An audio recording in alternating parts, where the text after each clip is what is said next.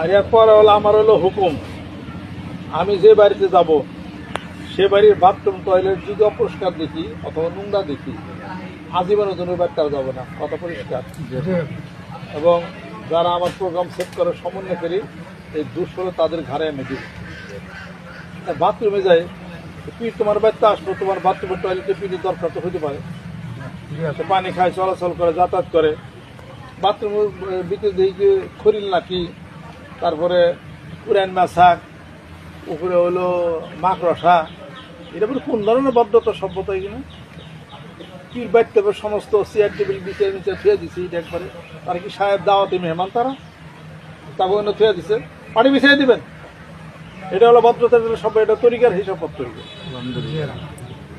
পীরের পক্ষ থেকে তরিকা যদি না শেখেন, মেলায় পীরও দেখছি পীর আর মুড়িদ একসাথে বসে বসে খায়, এই মুড়ির জীবনে কিছু শিক্ষা নেই।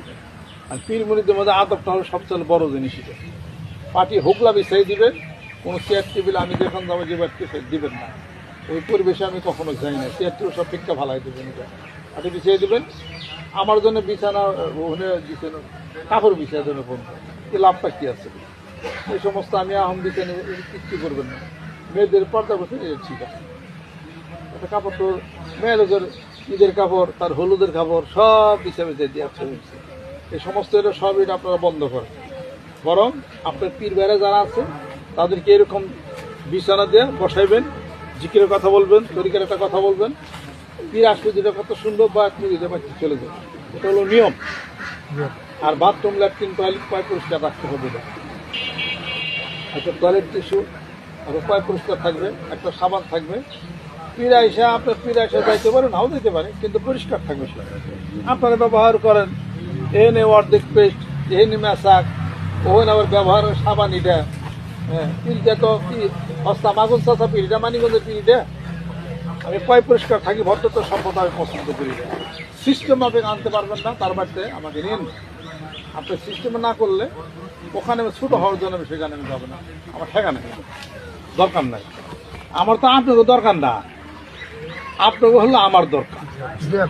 আপনাকে আমার দরকার দেখে তো আমার কাছে বায়াত মুড়ি দিয়েছেন, আপনি আপনি জানতেছেন, বুঝতেছেন।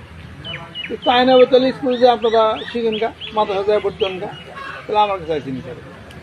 আমার কাছে যেহেতু আইসেন, ভর্তি হয়েছেন আমার স্কুলের কাছে, পীর মধ্যে সিস্টেম যা তাই আপনাকে করতে হবে, সেটা করতে হবে। আমি তারপর দায়ী দায়িত্ব দিচ্ছি, ছেড়ে দেবে দায়ী দায়িত্ব দিচ্ছি, 100% তার সাথে কাজের কোঅপারেশন করতে হবে, আপনাকে যোগাযোগ করতে হবে। সে যেমনি বলে যাবে বিষয় বৃত্তান্ত, তার কাছ থেকে খবরটা আমি নিই।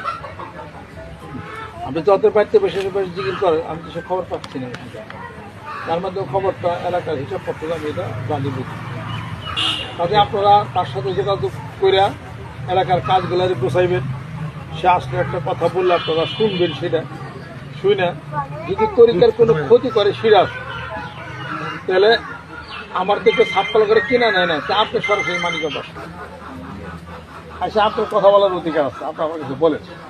সিরাজ আমাদের এলাকায় এসেছিল, আমাদের এলাকার সর্বনাশ করে গেছে, আমাদেরকে মাথায় বাড়ি দিয়ে গেছে। কি মাথায় বাড়ি দিল, কেমনি কি আপনি বলেন, আমি সিরাজ করে বাতিল ঘোষণা করে দেবো।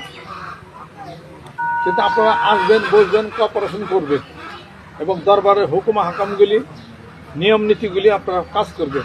এই যে 3 তারিখে হেফাজত ইসলামের ডাক দিচ্ছে, 1000 লক্ষ জনতা ওখানে